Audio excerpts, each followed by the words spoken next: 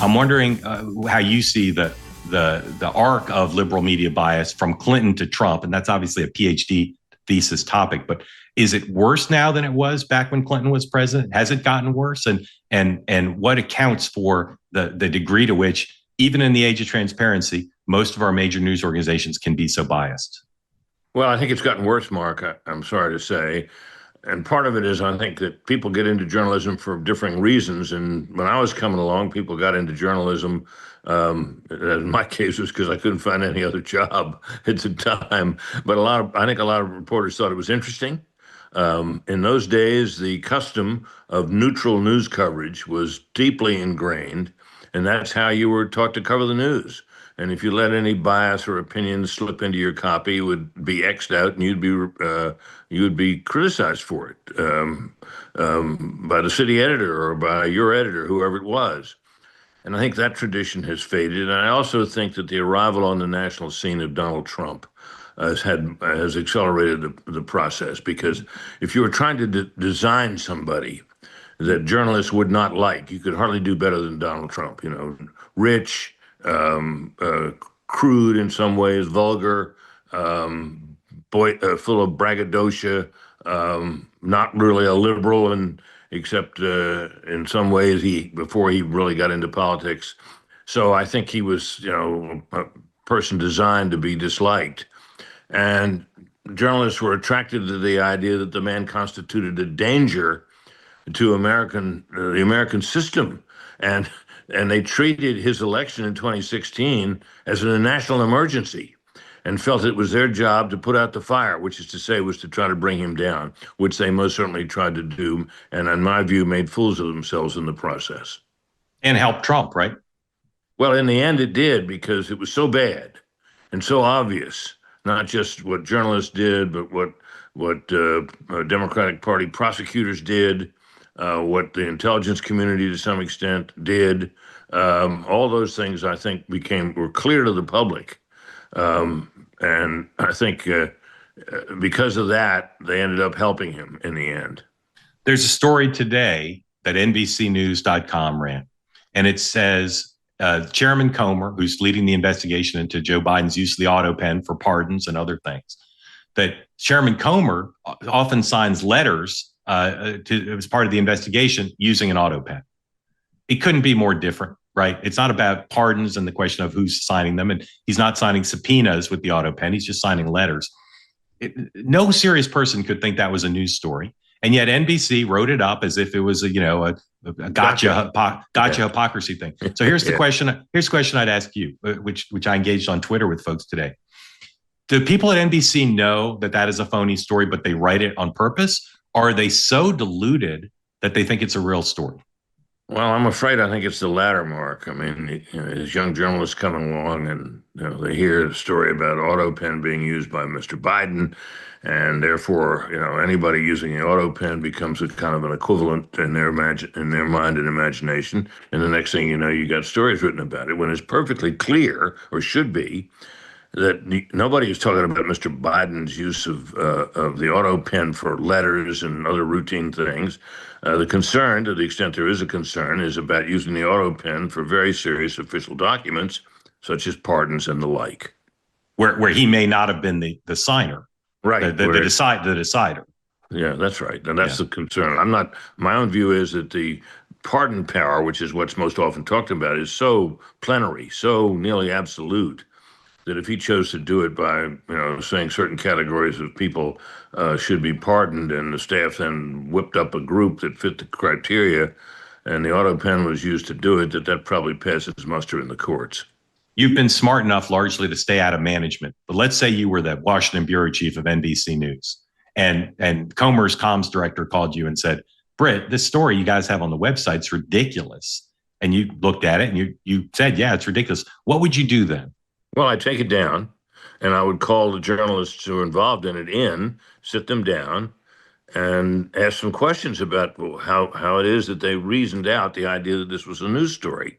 And if the reasoning was as faulty as it seems to be, they would be reprimanded, and it would be a mark against them.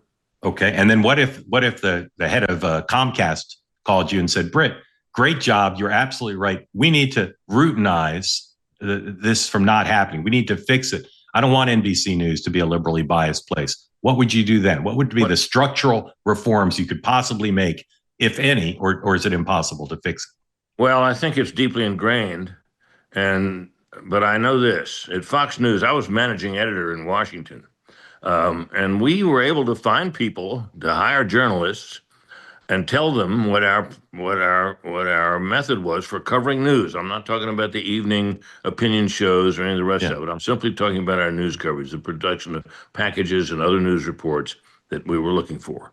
And I talked about the kinds of stories we were looking for, and I talked about about neutrality in news coverage. And it used to be so customary, Mark, as I'm sure you know, that it wasn't hard to teach back in the day, and it shouldn't be hard to teach now. I just simply think it's not taught. Yeah. I want to ask you about the vice president. There's so many aspects of this administration that I find to be unprecedented, at least in my career in modern times. I've never seen a vice president accumulate so much power so quickly in politics and policy and personnel. I'm wondering if you think about maybe Dick Cheney as the standard of a powerful vice president, where do you rate J.D. Vance in terms of accumulation of power at this early stage? Well, he'd be right up there. Dick Cheney was quite powerful, and because the president wanted him to be and leaned on him, President Bush, 43, leaned on him for advice and counsel, and he was heavily influential in the field of national security policy, foreign affairs, and so on. Vance seems to have an even broader writ, and I think Trump likes him because he's a really good spokesman. He's a very bright guy, a very talented guy, speaks well.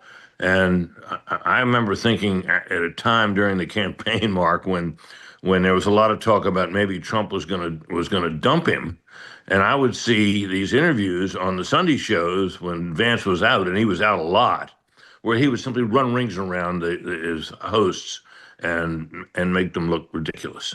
And I thought Trump is going to like that and like that a lot. And he did, and he continues to, and that accounts, in my judgment, his effectiveness as a spokesman accounts for his accumulation of influence, and I think it's considerable. Yeah, I mean, less than a year ago, not only was there talk of Trump dumping him, but when he was picked, people in Trump's circle said to me, "Oh, this is a disaster."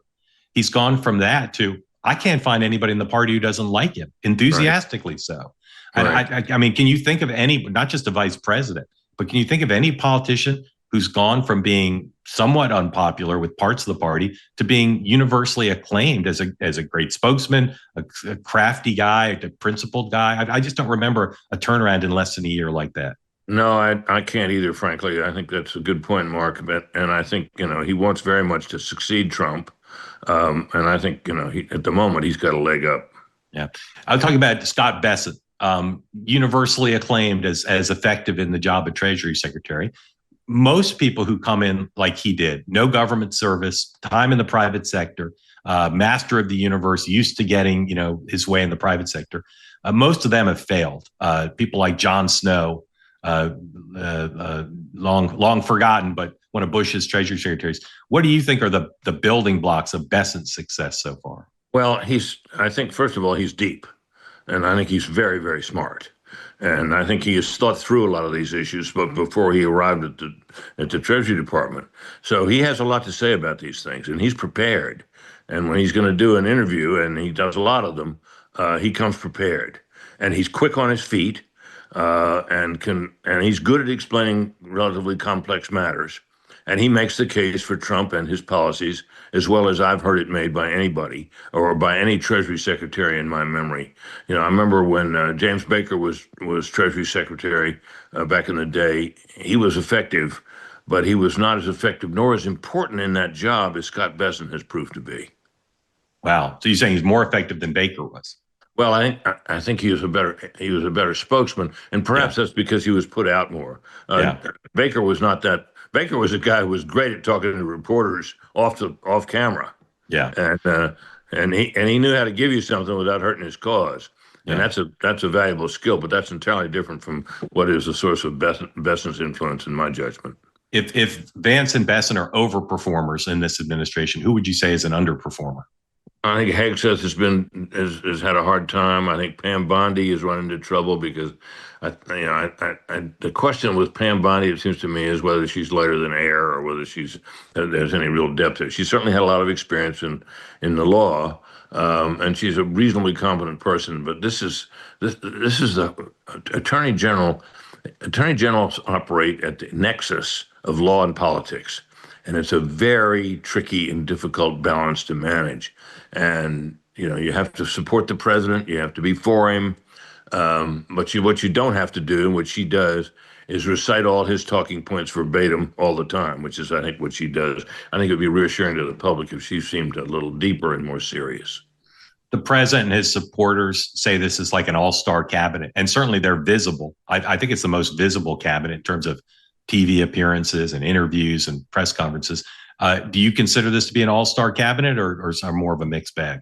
Well, he's got a lot. They're all out on the field, as you suggest, Mark, and they're very visible. I think that's right. I think some of them are all stars. I think some of them are not. I think Chris Wright at Energy is effective. And I think Doug Burgum has proved to be effective. They've got the president's policy. They believe in it. They can articulate it, and so they do a good job. In the White House, which is to some extent responsible for whether a cabinet secretary is visible or not, has let that be. And who would have thought, Mark, when Trump first became president, it was all Trump all the time for everything. Exactly. Cabinet was in the background. Some of them were struggled. That in this new Trump administration, we have a very visible cabinet, and the president is fine with that, which is, I think, an interesting change. Yep, it's totally different. All right, I'm going to run through some others. You tell me, all-star or weak link. Ready? Yeah. Transportation Secretary Duffy. All-star. Homeland Security Nome. Weak link. Secretary of State Rubio. All-star. So far, I agree with every one of yours. I bet we'd agree at the route. Head of the National Economic Council, Kevin Hassett. All-star. White House Chief of Staff Susie Wiles. All-star. It must be all my training, Brit, because I agree with everyone so far. Secretary of Education, McMahon. All-star. All-star. So far, we agree on every one. Is there somebody in this administration besides Vance and Rubio who you think someday might be president? I'd have to think about that, Mark. None comes to mind off the top of my head. I think Sean Duffy might be president. What do you think of that? Well, he's an effective politician. He's youthful.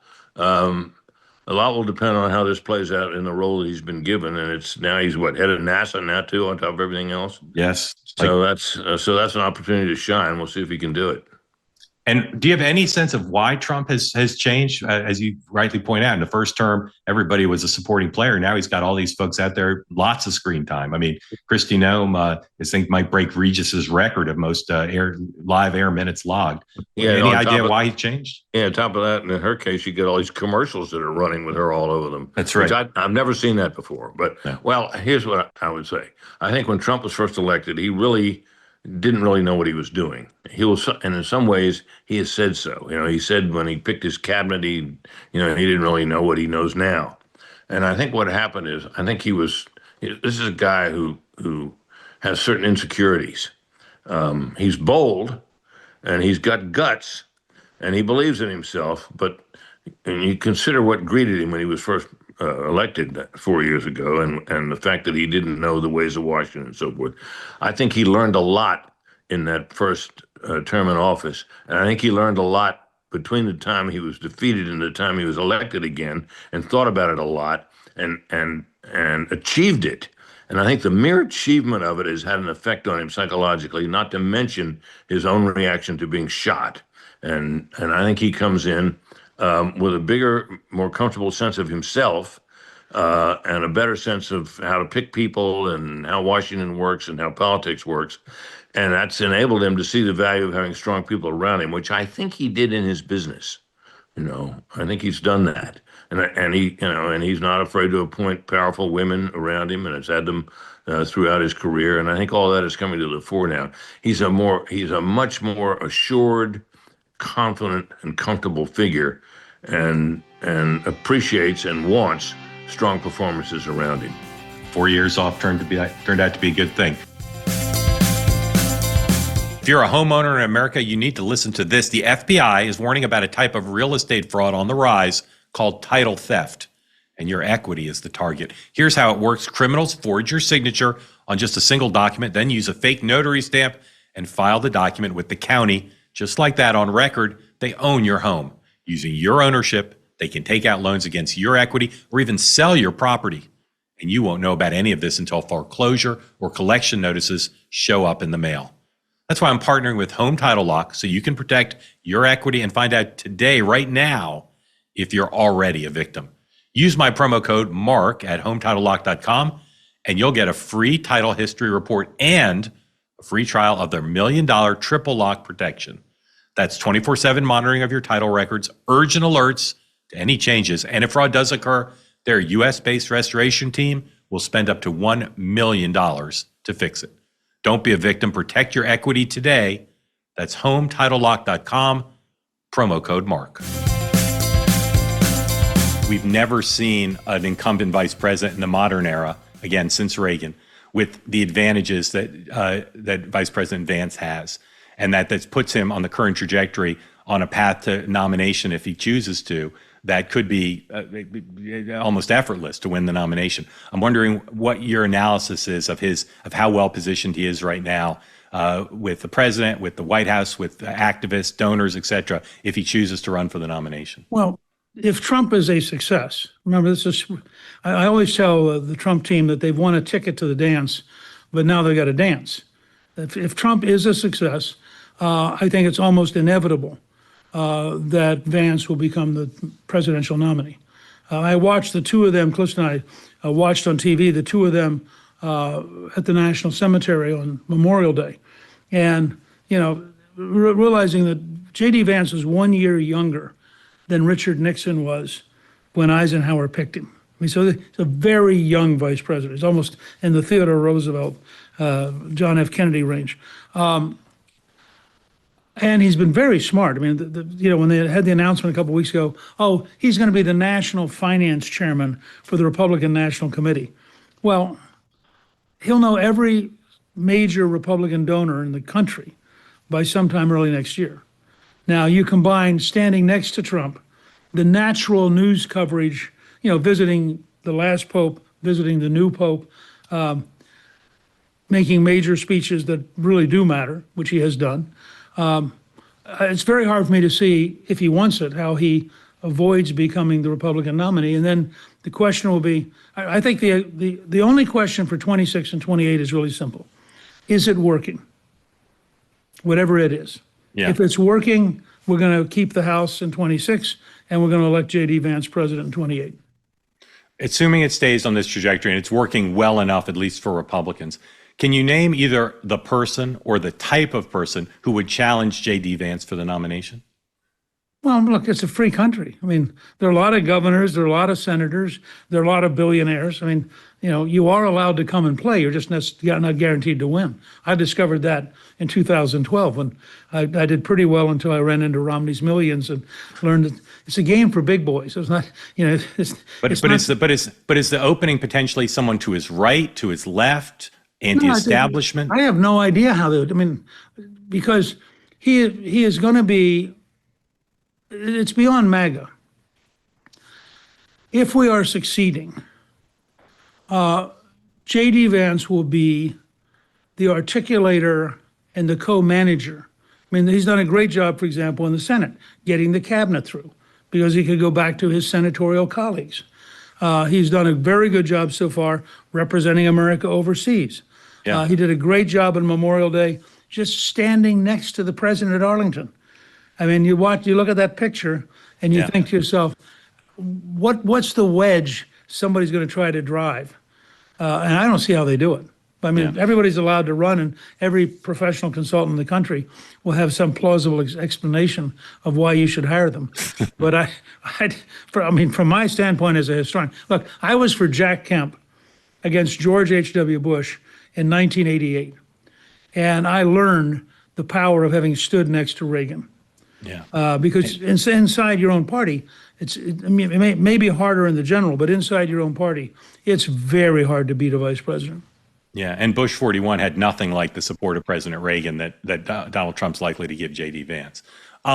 If the RNC said we want to do deep opposition research and prepare for 3 Democrats who are most likely to be the Democratic nominee for president, who would you tell them to prepare for? Which 3? I haven't got a clue. I mean, because they all look weak. Well, because now you're talking about winning a nomination. Yeah. Look, I mean, at one level you have to say, and I just did Newsom's podcast, so I have to be nice to him. I mean, and he's very, very smart. I mean, he's very agile. He's also very shallow and he has to carry California on his back, and that may be by itself prohibitive. But if you have the largest state in the country and the kind of fundraising that the San Francisco mafia can do, he has to be considered a serious candidate.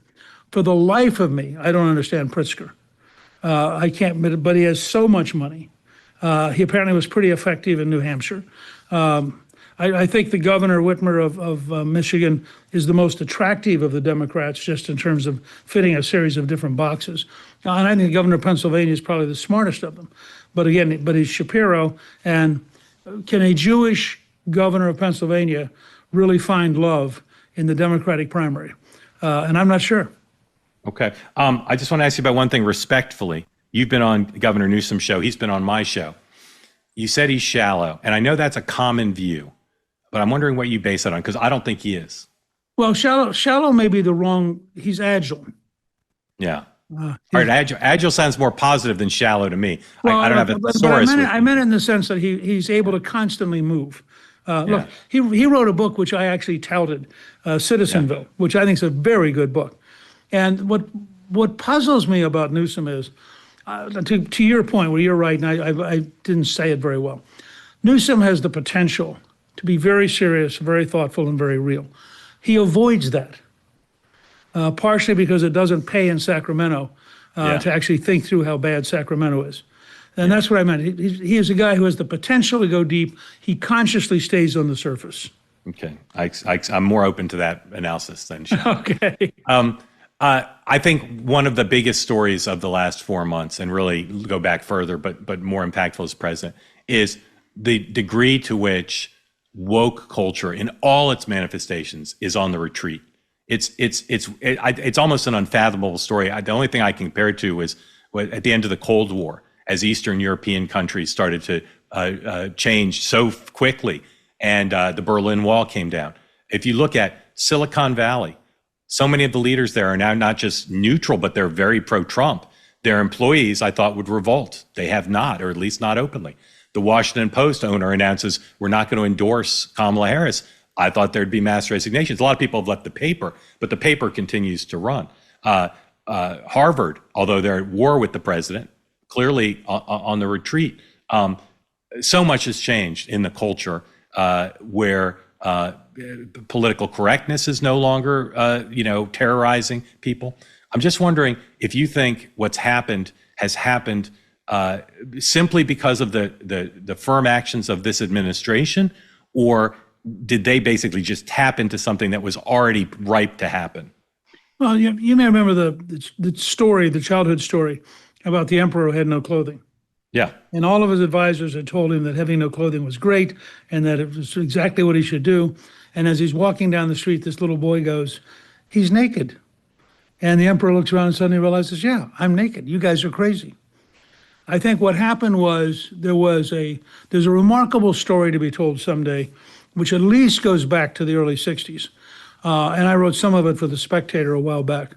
The American left has roots all the way back to the beginning of the 20th century, of despising American bourgeois culture, believing the average person's incompetent. I mean, Woodrow Wilson said publicly, that we have to have experts because normal people can't make decisions. And that process of thought has grown and mutated for over a century. It gained, in Lenin's sense, the commanding heights. The universities, the news media, the people from the universities began to infiltrate the corporations. So the 29-year-old assistant to the president is totally left-wing nutso and gets the president to do things stupid like having a transvestite for Bud Light. I mean, you go down and look at what was going on, but everybody thought that it was unavoidable. It was irritating. We wish it wasn't happening, but what can you do about it? Where Trump is sort of amazing is he intuited that among a huge block of Americans, much bigger than his vote actually, the people despise this. We do a project called the America's New Majority Project, which people can go to that website. And we've been taking polling since 2018. And you ask questions, for example, should boys be in girls' sports? No, 15% say yes. Should teachers control everything that happens to children with no knowledge of the parent? 15% say yes. You can go down a whole series of these things. And what you have is that AOC, who's much more radical culturally than Bernie Sanders. I mean, Sanders is an old-time left-wing socialist. AOC's worldview, which is very central to the Democratic Party, has really become dominant. Ultimately, has a base so small that they're going to be crushed if they stay there.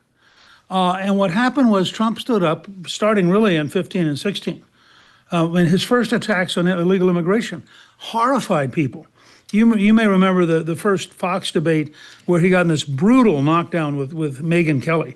That you flinched, I flinched, Callista flinched, watching it on TV. I watched the Frank Luntz focus group. Everybody in the elite said he lost this debate. And I began looking at the various websites where people could vote, and he was getting 70% in a field of 16. And by midnight that night, I thought, there is a phenomenon building here that none of us understand.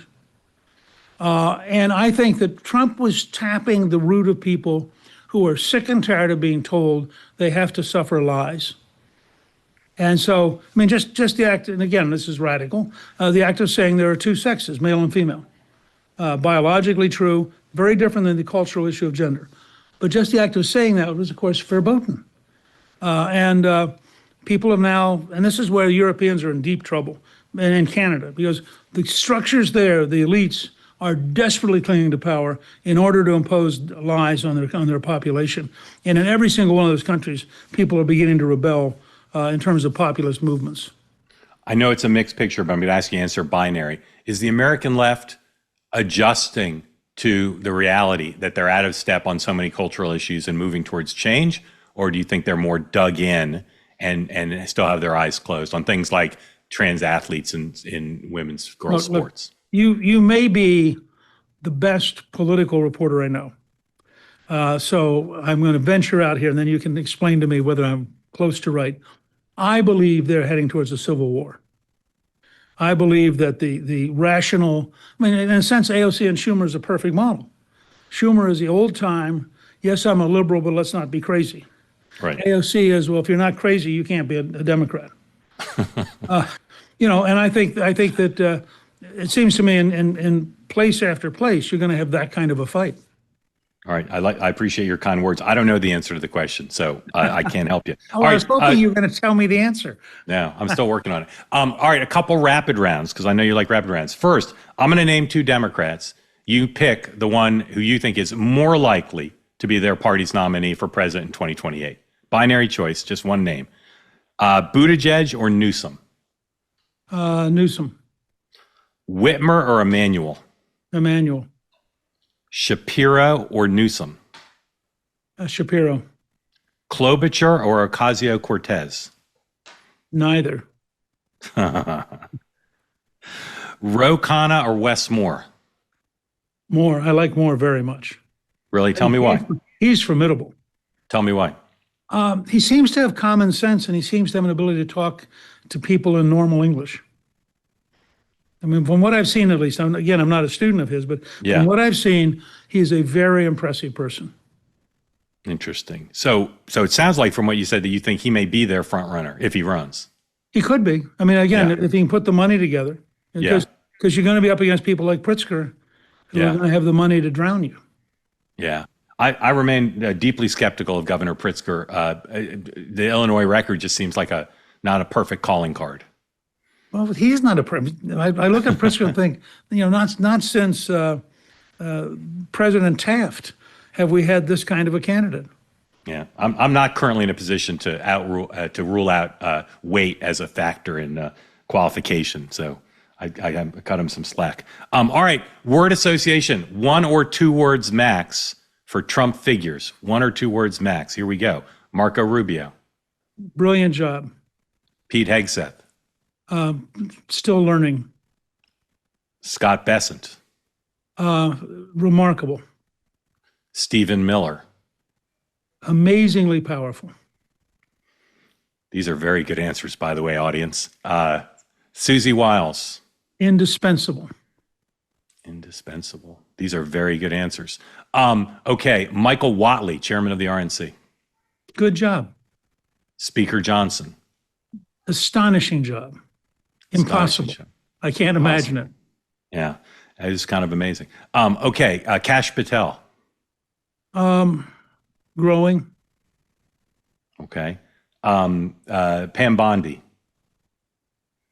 Excellent choice. Excellent choice. All right, Don Jr. Amazingly influential. Charlie Kirk. Equally amazingly influential. I'll give you the third one on that. Tucker Carlson. I don't understand it. Tell me about that. I mean, he seems to have a very strong grip on some people, and I'm underwhelmed. Underwhelmed by his intellect, his Well, policy positions? by his influence, by some of his attitudes, some of his views. How do you distinguish between him and Charlie? I think Charlie's much less on the fringe than Tucker is. And do you have a personal relationship with Tucker? No. No. That surprises me because most people like that. Well, I know a lot of people. I mean, we Yeah. all have limits to how much time we have. Understood. Okay, couple more. There's another White House person I want to ask you about. Kevin Hassett. Very smart and very helpful. Yeah.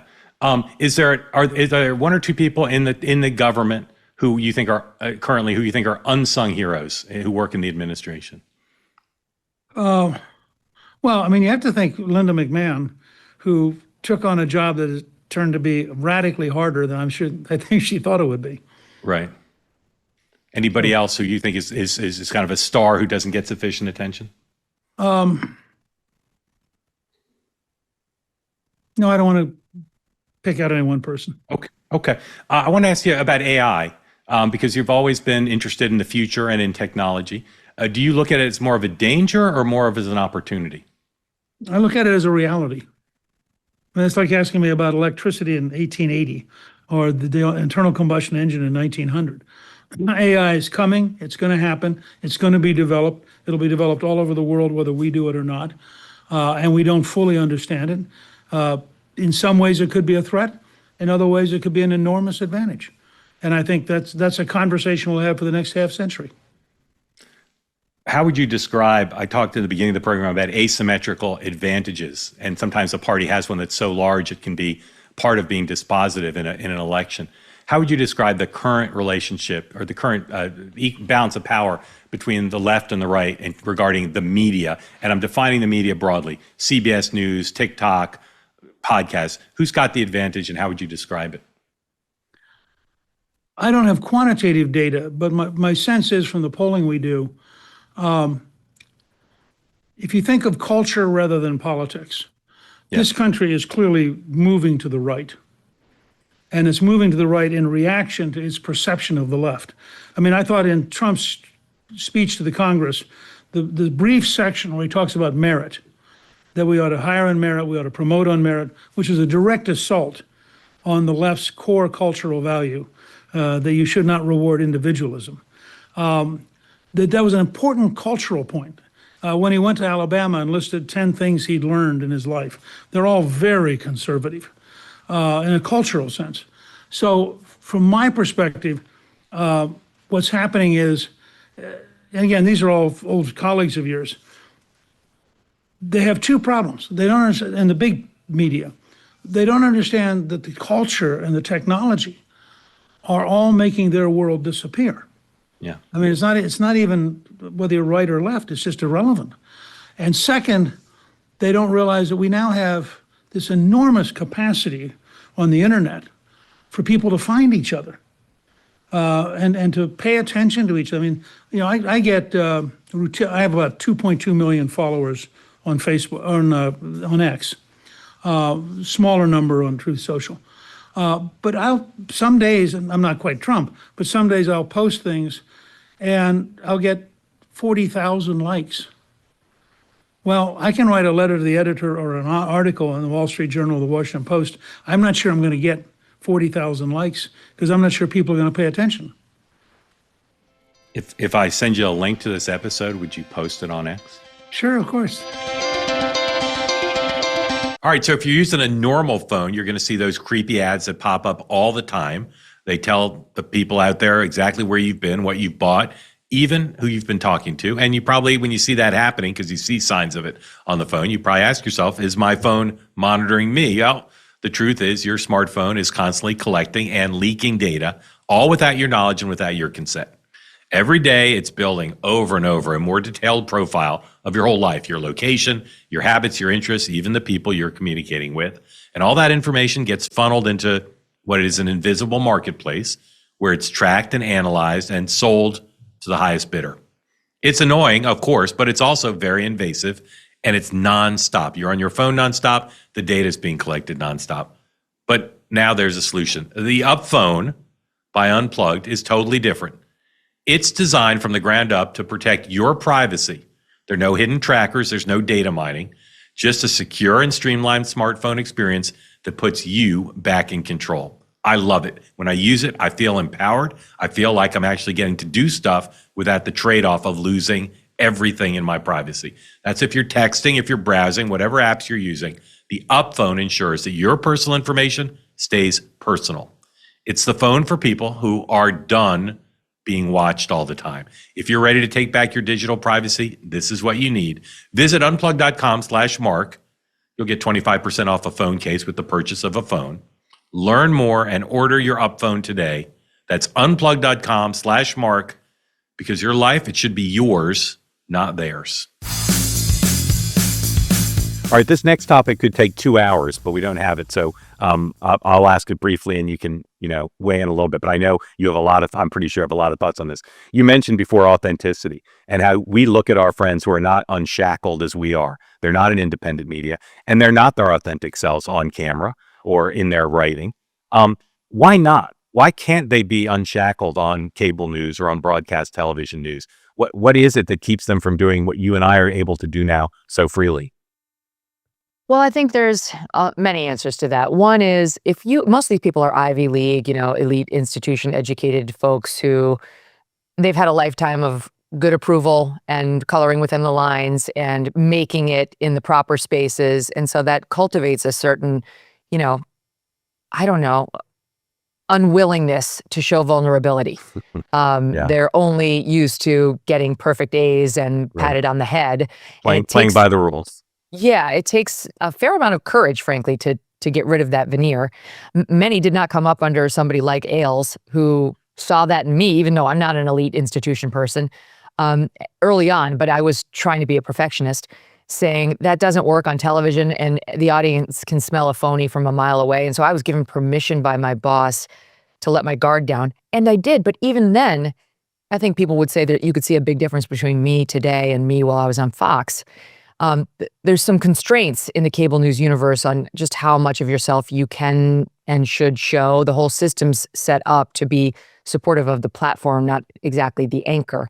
And the discussions are so clipped and surface level in cable. You don't have 2 hours to sit there and just meander and think aloud and have a funny moment and drop a swear if it's authentic to you. It's like the whole system's set up to keep you in a box. Yep. And so many of them, and you see this everywhere, they're just reading the prompter and they're waiting for the break. And then they're waiting for the next break. And then they're waiting for the show to end so they can leave. There's no sense of, I'm so excited to be here with my audience. I'm so excited to talk to you. And that's true of younger anchors and reporters, but it's true of some of the very experienced people. They don't seem to be actually in the moment enjoying what they're doing. And so it seems inauthentic. It's true. And not just that, but Brit Hume used to say to me, there are a lot of news actresses in this business. You're not one of them. Right. But it's true for men too. They're news actors too. These are like people who are failed Hollywood wannabes who settled for TV so that they could see their mugs on television and feel important. And they're not excited to be there. They just want to be a star. So for them, it's about a performance as opposed to, oh my gosh, I'm excited about the news. I can't wait to talk to you about the news, which I think is closer to how you feel about it. And me too. Either I'm excited about it or I need the show as my therapy. It's a catharsis to set the record straight on what's out there. Right. So you mentioned Brit. I had the honor of sitting next to Brit in the ABC News White House booth for the first year or so of the Clinton administration. And Brit is one of I'd say the top 5 people I learned from about broadcast television, how to be a broadcaster, but also how to navigate the complexities of working with 200 people to get a story on the air. I'll tell you my favorite Brit story. Brit used to work for the investigative columnist Jack Anderson, and he said Jack Anderson told him that when you called someone's phone, called someone on the phone to try to get an interview with them, and back then you had to call someone's landline, and an assistant would answer, and the assistant would say, "May I tell Mr. So and so what it's in reference to?" Brit said Jack Anderson told him to say malfeasance, and he said they always called back. I learned a lot from Brit, including humor. And that's what I want to ask you about next, because I study successful broadcasters and I think about what are the elements of their brand? What is it that people find appealing? And I listen to what people say they find appealing about you. You're interesting, you're honest, you're authentic. You have a great nose for news. You know where the interesting stuff is, but you're hilarious. Okay. Your show is so funny. You are so funny. And so first I'm wondering, what your comedy inspirations are, either people in news or are there comedians you like whose style you maybe emulate or think about and animate you? That's very nice of you to say. Thank you. I would say no, I love comedy and I love comedians, but there's nobody I style myself after. I would just say I come from a long line of funny people. They come by it naturally, and maybe some small percentage of that has rubbed off on me. My Nana was hilarious. My mom is very funny. My brother's hysterical. And it was just, it's like one of those Irish Catholic things where you sit around the kitchen table and you just mock each other mercilessly for your whole lives. So it comes naturally.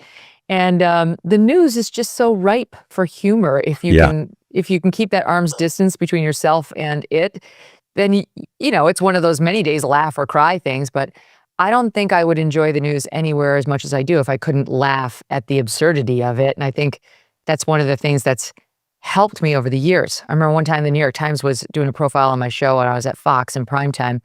And I gave her a quote at the end of the show saying something like, we talked about ISIS and men in cages. I mean, it was the worst of the ISIS times.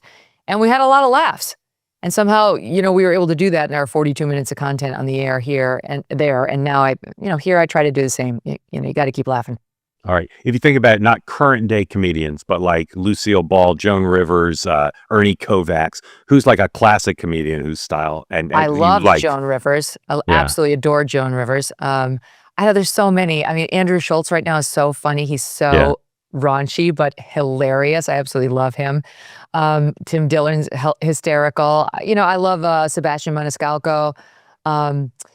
Jim Brewer, he's so good. I like a little raunchy, a little off color for sure. There have been a lot. I love the Comedy Cellar. I go there. Noam's a great guy. So more of that, the better. And just grew up watching those shows, like MASH. We watched that all the time. The Jeffersons, all these classic comedies that were on in our house growing up.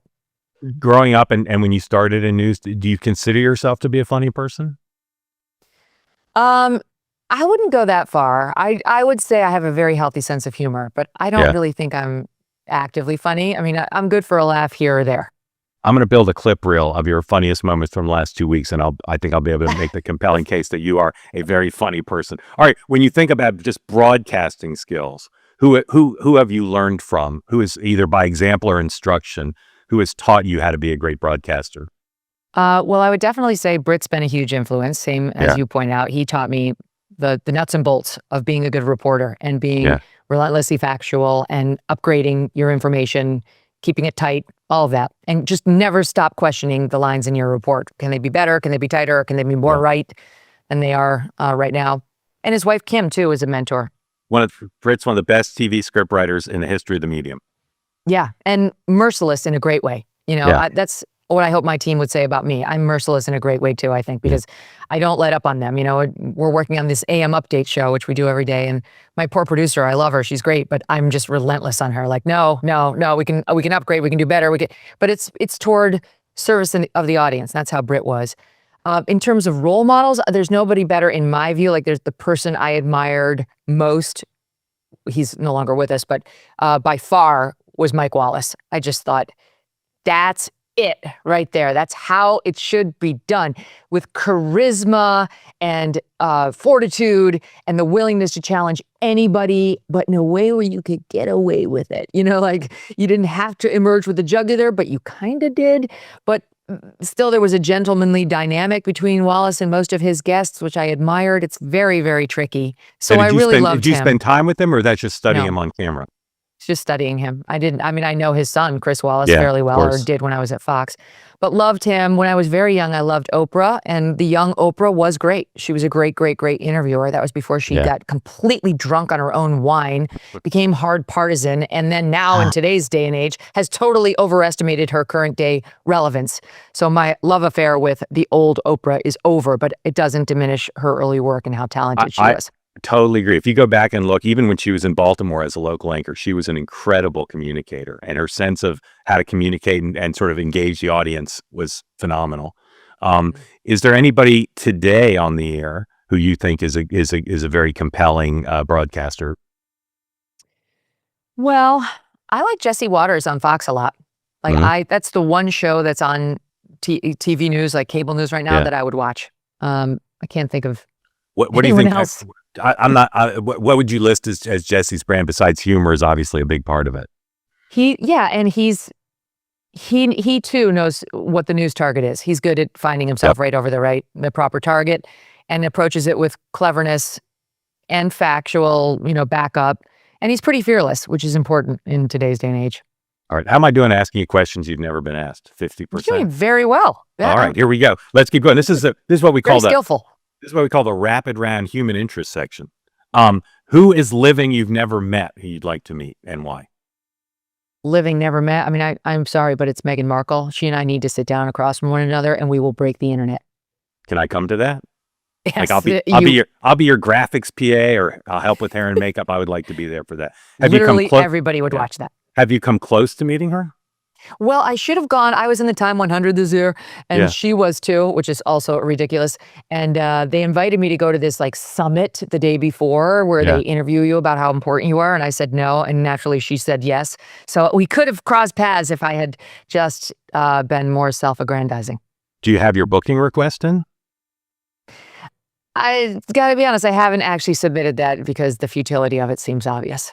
So you're saying the person you'd most like to meet, you haven't even asked to meet, even though you could? No.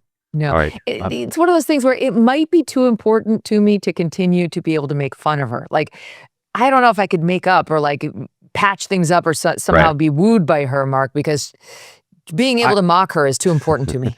I've never met her, but I think the chances that she would melt your heart and win you over are de minimis. I think you're right. That's what I would say. All right. What's a place you've never been that you'd like to go, and why? I'd love to go to Japan. I've never been to Japan? I've never been to Asia. And you know where else, though? Domestically, I've never been to the Pacific Northwest. Never. Never Seattle, Portland. These are massive holes, Megyn. I know. I haven't had a lot of time. I've been to Japan like 25 times. It's my favorite place. It's my favorite place in the world. No. Let's all go. Let's take the kids and I'll show you around. Let's make it an MK Media excursion. Best architecture, best food, best service economy. It's an incredible place. Incredible. Yeah, it's definitely on my bucket list. All right. It takes a little while to get there, by the way. So I hear. All right. What is the greatest movie of all time? I mean, Are we talking my favorite or just definitively the greatest movie? Your greatest for you. What is your My favorite movie of all time is Willy Wonka and the Chocolate Factory. The original. The original. I'm obsessed. I've never even seen the imitations. I refuse. Yeah. How are you at imitating the Wonka in the final scene, near the final scene, when Charlie walks in and he says, "Good day, sir"? Can you do that? He says, "You bumped into the ceiling, which now has to be cleaned and sterilized, so you get nothing. You lose."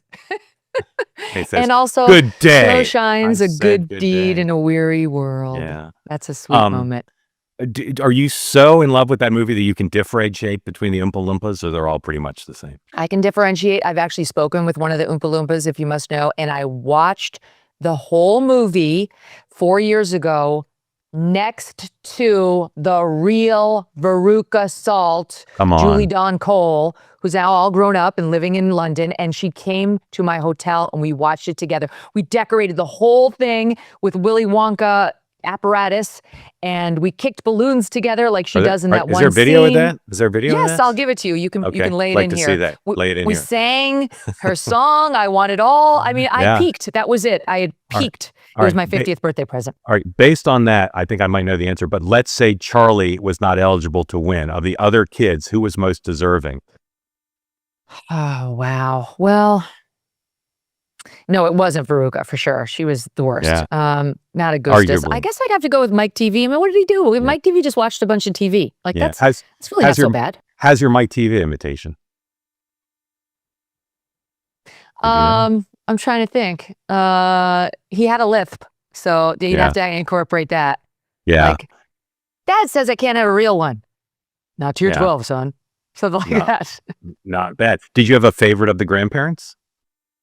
Well, of course, it's Grandpa Joe. I mean, the other three just sat in the bed. They didn't even try to get up, so that was sad. But I do love the parents who are brought along on the tour inside the Wonka factory. Mm-hmm. You know, there's little lines that I just constantly throw out, like Rachmaninoff, you know, like, "You boil him up, I know it." There's so many great ones from that I could recite the whole thing from memory when I watch it. You know, like I know every line, and the bargain that my family makes with me is, don't do that. Stop doing that. It's annoying. Now, I believe I remember correctly, you do not fancy yourself a singer. Am I right about that? No. I think I have a decent speaking voice, and I have an absolutely terrible singing voice. All right. The last thing I'll say about Wonka is when the elevator breaks through the roof, I chills every time it happens. Every time I watch it, just chills. Well, Mark, and you know what else is so great? I mean, it's just, there's so much to love about the movie. I mean, I think one of the reasons I love it so much is because I watched it when I was a kid, and I watched it a lot after my dad died when I was 15, and it kind of reminds me of a time where, I don't know, I was just feeling connected with my family. Yeah. And it's about the, terrible people getting their comeuppance and good people getting rewarded for their goodness. So there's a basic morality to it as well. But the last line of the movie is Wonka saying to Charlie Bucket, "Don't forget what happens to the boy who suddenly got everything he always wanted. Yeah. He lived happily ever after." Yeah. And I think about that all the time. Like if you just persevere, right? If you are a good person, if you don't chase false gods, if you just live by your own moral code to the best of your ability, I believe that last line. I believe it's possible. It's the Wonka life lesson. All right, two more Wonka things. First, I am so loyal to the original in general, and I have no use for the, what's that guy's name? Johnny Depp. No use to Johnny Depp, but I will tell you, Chalamet is pretty good. If you don't consider it like a blight on the original, Chalamet's pretty good. Last thing, I love to play the version, the equivalent of the Newlywed Game between anchors and their producers. I love to see when they agree. So here's my question. Yeah, we're doing that. Just one question. Will Steve Krakauer say after this, "I can't believe Mark wasted 10 minutes talking about Wonka"? Or will he say, "This thing is awesome, it's going to go viral"? Which do you think Steve will say? The latter. He'll love it. He'll love it? Okay. Yes. Steve, are you on? Steve, are you there? Chime in. I can't wait to find out. All right, last two, because we're up against the clock, as happens even on the internet. What was the biggest break of your career? And I don't want you to say when Fox hired you, because that's too easy. Besides that. No, it wasn't. That wasn't the biggest break anyway. It was when I had made a resume tape, but no one knew who I was. I had no connections in news. I was just a frustrated lawyer. I didn't know what to do. And I had one of those moments where I was like, I'm never going to get into news. I'm 32, which I thought was old. And I'm like, I know nobody. And then one day, Mark, I stayed home, and I almost never, ever call in sick to work during my law career or as a TV broadcaster. I really genuinely have to be throwing up all day for me not to go to work. And I was. And I had on Lifetime television, Mark Halperin. Yes, it's true. I was living in Baltimore, Maryland, and I watched the Jessica Savage story on Lifetime TV. And it was that story of this amazing broadcaster who came up in the time of Connie Chung, who made it in a man's world when it was impossible to do so. And she did it. And I thought, you know what? If she could do it then, why can't I do it now? And I started cold calling news directors. And it was Bill Lord, who is the news director at WJLA, the ABC affiliate in Washington, which also happened to have a lesser known cable channel. News and I Channel thought 8. I thought maybe I could get hired at News Channel 8, not even realizing that there was a chance he could put me on ABC. And that guy, I convinced him to let me drop off my resume in person, which was huge because I knew, given my 9 years of law practice, I could talk my way into the job. And I did. That was the biggest break. What's the biggest break you've had since you left NBC? I mean, I guess, look, if they didn't have the madness of the George Floyd mania in 2020, I might still be sitting on the couch. It was the insanity that the country came under that got me up and off my couch and willing to broadcast in my children's playroom with no video camera and 2 listeners. So in a way, that was a break for me, that the news cycle came in and just touched on all these things that are really important to me, like fairness and justice and due process and facts about cops that were being misrepresented left and right, that I got off that couch and started what turned out to be a good show. Finally, I know you've never been asked this one. What's your best advice for me in succeeding in this world? Well, you're an excellent interviewer. I think you just proved that. But I think your thoughts on the news and politics are what people are going to tune in for. So if I were you, I'd open, and I know you've been doing a lot of this, but I would open every show with at least 20 minutes of what Mark Halperin thinks about the news stories, because everybody will listen to that. So let me tell you a story now. It's about a guy named Leo Grillo who was on a road trip across the country, and he came across a dog. It was a Doberman who was severely underweight and clearly in big trouble. Leo rescued that dog, and he named him Delta. Sadly, though, Delta is just one of many animals that needed help, which gave Leo the inspiration to start something called Delta Rescue. It's the world's largest no-kill, care-for-life animal sanctuary. They've rescued thousands of dogs, cats, and horses from the wilderness, and they provide all their animals with what they need: shelter, love, safety, and a good home. This dedication, this everlasting love for animals, that's Leo's mission, and it's his legacy. Delta Rescue relies solely on contributions from people like all of us. So if you want caring for animals to be part of your legacy, speak with an estate planner, because there are tax savings and estate planning benefits to giving. You can grow your estate while letting your love for animals live well into the future. Check out the estate planning tab on their website to learn more, and you can speak with an advisor. We call a dog man's best friend for a reason. You can help those who need it most. So please, right now, visit deltarescue.org to learn more. Again, today, go to deltarescue.org. What's your human intelligence tell you about how you take advantage of where he might be vulnerable to beat him? I take him off the field. This is the thing. I remember in the 1980s, and a lot of Republicans like myself took great glee at Democrats calling, Ronald Reagan an idiot, a B-list actor, the fascist gun in the West back in 1980. He wins a landslide. 1984, it's the same thing. He's too old. He's too hobbled. He can't win. 1984, he wins 49 of 50 states. But it doesn't end there. They continue attacking Ronald Reagan. I would laugh. He's not even running again. And you're still attacking him. And Reagan leaves with a 60% plus approval rating. But it didn't stop there. The obsession on Reagan continued. It still continues. People still come on my show today and they will attack Ronald Reagan. Every problem that ever began with Ronald Reagan. You had great authors. You had people like Edmund Morris, who wrote the most extraordinary biographies about Teddy Roosevelt. I believe he won Pulitzer Prize. Then he was allowed to write. Then he was allowed to write Ronald Reagan's. And it was authorized. And he just lost his mind. He started making up characters and making up. Rick Perlstein did the same thing. Nixonland and Before the Storm are two of the greatest. He's a liberal, but they're two of the greatest works of history on the rise of the conservative movement in America that I've read. Our friend Pat Buchanan said the same thing about it.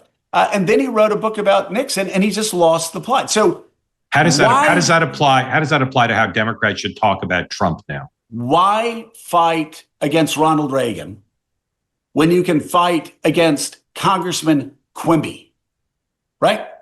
From Hackensack, or from Western Des Moines or wherever they're from. Don't go after, unless it's in the primary. If you're in the primary, go ahead, run against Donald Trump. You get to the general election. You don't want to have anything to do with Donald Trump. It's like the Iraq War. At some point, I just told people, I'm just not going to debate the Iraq War anymore. We've done it for 10 years. You have your views. I have my views. It's the same thing with Donald Trump. Everybody has their hardened positions. And you're not running against Donald Trump. You're running against Congressman Quimby, who is no Donald Trump. And you'll be able to beat him. Republicans don't win usually when Donald Trump's not at the top of the ticket. Take him completely out of the race.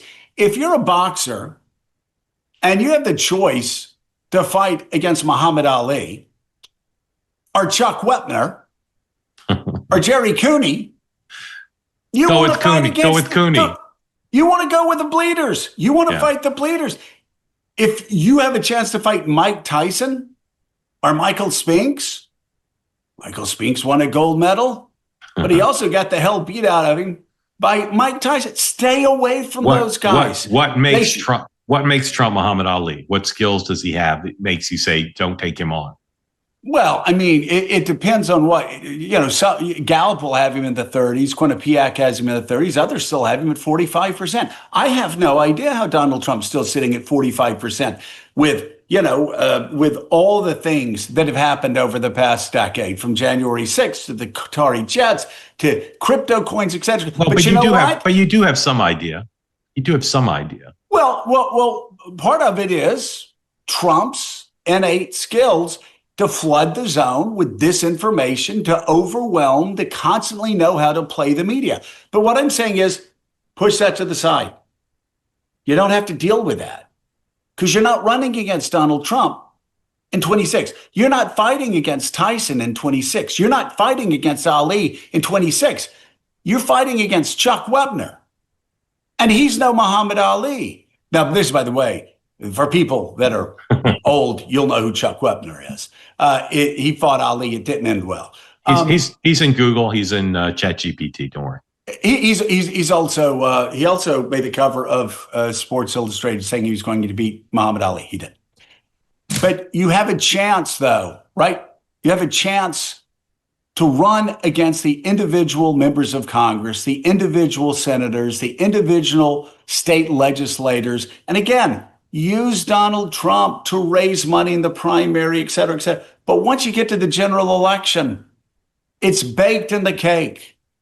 And there are many things I do not understand how he continues to do as well as he did. But that's not a Democrat's problem anymore, unless they're fighting him in Washington, D.C. on these issues. Right. If he or she are running for Congress or the state legislature or the governorship, look forward. What are you going to do over the next 4 years when Donald Trump's out of office? Right. And I think Democrats will have a much better chance of winning instead of being obsessed on trying to crack the code on Donald Trump. So people running for office in 26, you say, focus on your Republican opponent in the general, not Trump. What about people thinking of running for president? Should they be Democrats? Should they be talking about Trump, or should they similarly move on and talk about the Republicans. No. Again, because Trump is so baked into the cake. Again, it's like the Iraq War. You just, nobody's going to change their mind about Donald Trump. And we keep thinking this is going to happen and this is when the walls are closing in on Donald. Something I've probably said 87 times. No, the walls aren't going to close in on Donald Trump. And that's not your concern. Your concern is getting elected to Congress. Your concern is winning the House of Representatives. Your concern is taking over the committees, and by doing so, being able to stop a lot of what Republicans are doing. And see what I just said there? I didn't talk about Donald Trump.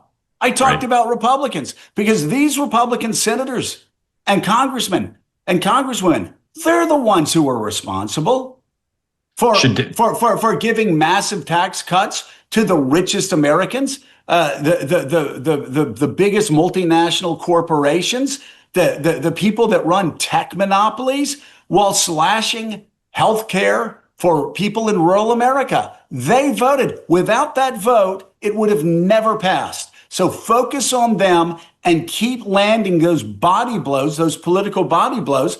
And Democrats have a great chance of really doing well in 26. All right. So let's take it back from the midterms to where we are now.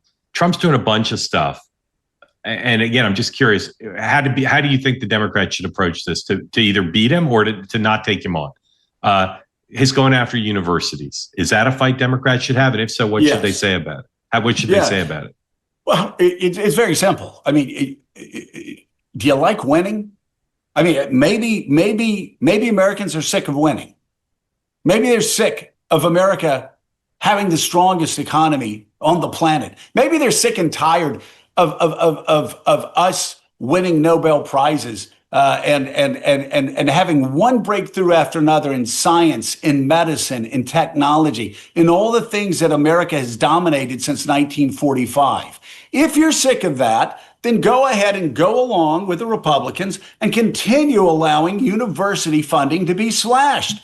But the fact is, the economic engine of America, including its victory in World War II, that came out of Detroit, but that also came out of research on college campuses that helped us beat the Japanese, helped us beat the Germans. It's insane. Okay, it's insane that we're slashing R&D. So what about when MAGA says, so you're defending Harvard values?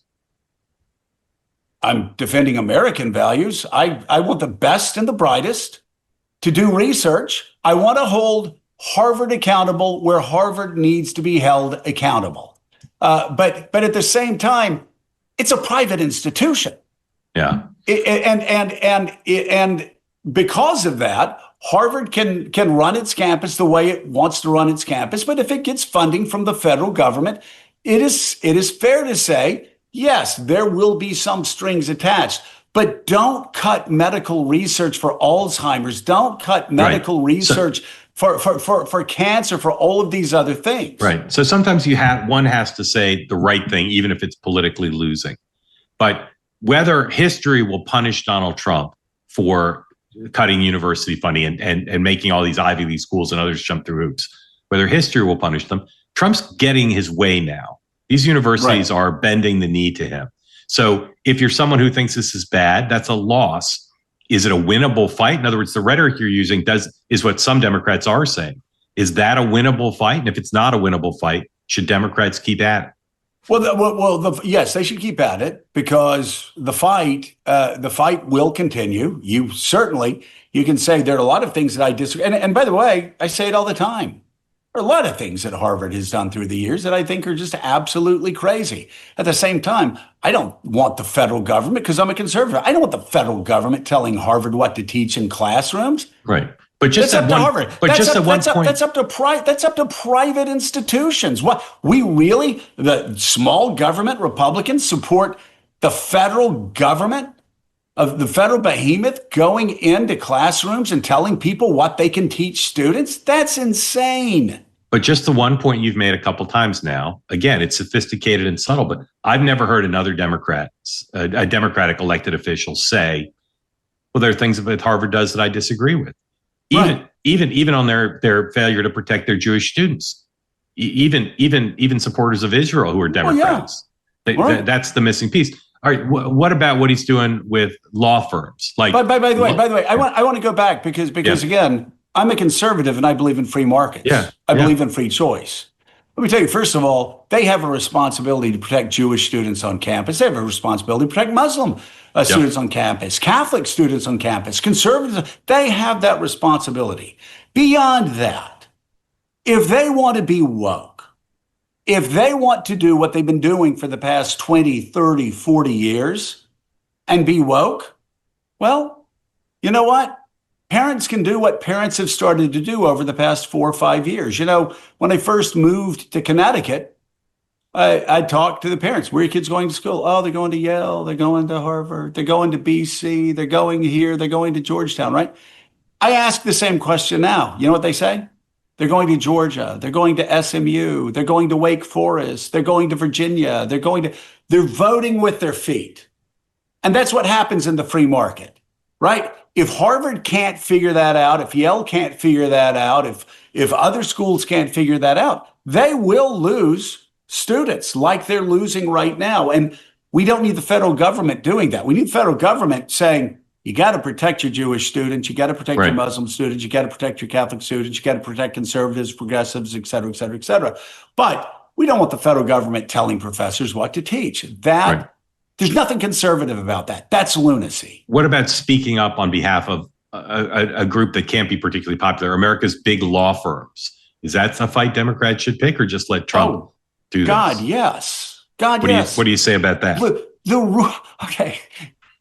The rule of law, I figured out as a congressman when I traveled around the world. And I didn't know this when I first went in there, despite the fact I was an attorney. There are a lot of things that make America extraordinary. But one of the things that really lays a foundation for this extraordinary American experiment, and the reason our constitutional republic has survived the way it has been the rule of law. And you can't have presidents, you can't have politicians going in and intimidating law firms to not represent certain people because the president or the House Majority Leader or somebody else doesn't like that. And so that cuts away at the heart of the rule of law. So, and let me name one more issue that I think Democrats should talk about. Yep. And I've had a lot of Democrats go, we don't want to talk about this because people don't like foreign aid. Are you kidding me? The slashing of USAID is such a tragedy.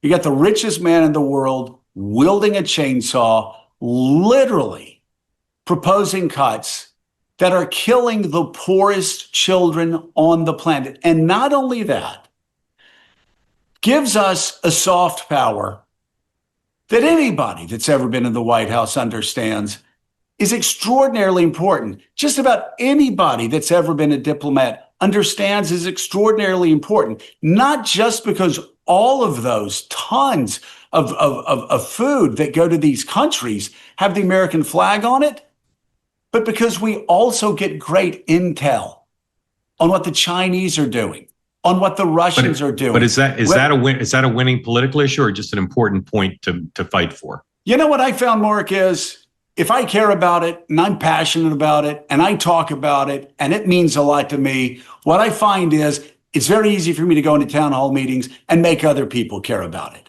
And so, yeah, soft power is extraordinarily important to talk about. When we're slashing foreign aid, when we're slashing, taking care of the poorest of God's creatures, at the same time we're taking down the antennas of Voice of America, at the same time we're gutting our diplomatic corps, at the same time we're cutting at the very heart of America's ability to tell our story across the globe. All of that works together and undermines soft power, which undermines the power of the United States of America. You know, not everything is determined by the latest billion-dollar weapon system. A lot of times, It's just the relationships that you're building on the ground. You know Donald Trump, and you're not discombobulated by him. And this phrase Trump derangement syndrome can be overstated. But I find a lot of Democrats react, whether it's on social media or on the House floor or on a TV interview, they react seemingly discombobulated. And again, a shorthand for that can be Trump derangement syndrome. So I don't know if you agree with that view or not, but how should Democrats think about whether to react to Trump and separate a winning issue or a vitally important issue from their visceral reaction to, they just don't like the guy, and he triggers them into sometimes saying more or different than they should say? Well, if I can humbly suggest this to my Democratic friends, yeah, they can look at it the way that Meek and I looked at it after the election. We thought Donald Trump said a lot of extraordinarily dangerous things. We thought he said things that would, if implemented, would make America a weaker place, make America a more dangerous place, make America a meaner place. And then there was an election, and 78 million Americans disagreed with us. And so at that point, you're like, okay, well, 78 million Americans disagree with us.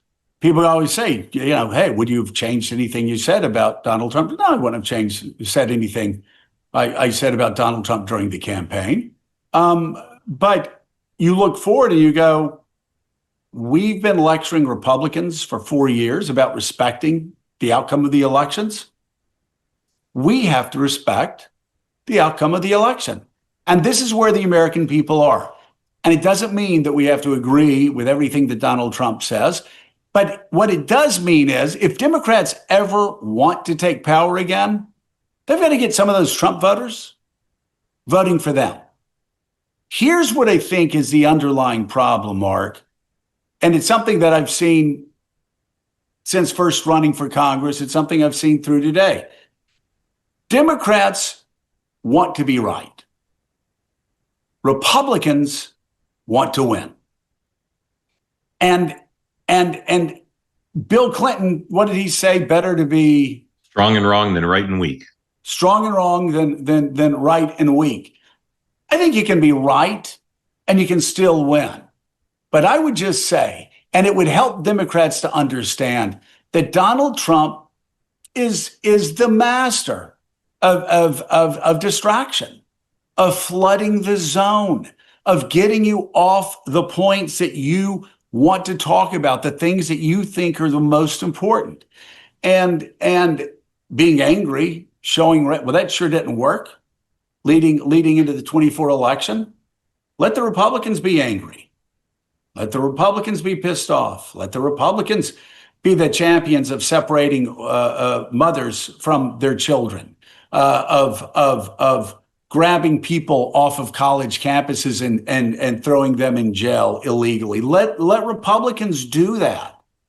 Call it out, but tell Americans what your vision for America is and why what they're doing is wrong. And again, the goal is at the end of the day, get it back to affordability. We just had an inflation number come out today. Inflation's going to continue going up, most likely. It's certainly what the Fed's concerned about. It's what the numbers suggest. Americans still, if you look, Donald Trump scores, even in polls where Donald Trump may be at 44-45% approval rating, he's in the 30s on inflation. He's in the 30s on affordability. That's, again, going back to the old boxing analogy, that's where you beat Jerry Cooney or Richard, the Princeton college boxing champion. You don't go up against Ali. You go up against the congressman or congresswoman you're running against, and you hammer them on affordability. You hammer them on the tax cuts they gave to the richest people on the planet, and slashing healthcare for the poorest of Americans, and also for working Americans in the rural countryside.